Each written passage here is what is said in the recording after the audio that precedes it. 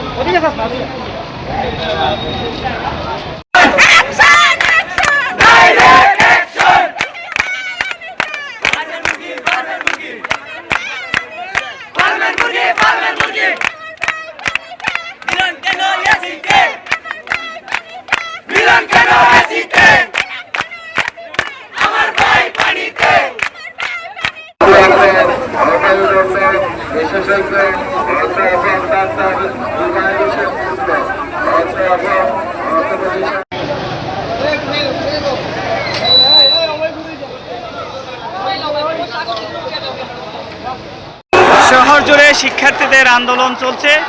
SSC পরীক্ষার হল থেকে বের হয়ে তারা শ্রীমঙ্গল যমুনা মধ্যে দীর্ঘক্ষণ জোরে যানজট সৃষ্টি হয়েছে, এতে করে ভোগান্তি বাড়ছে মানুষের।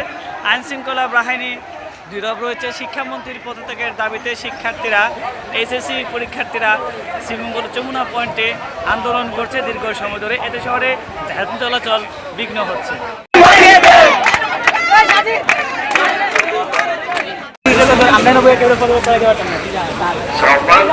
আমরা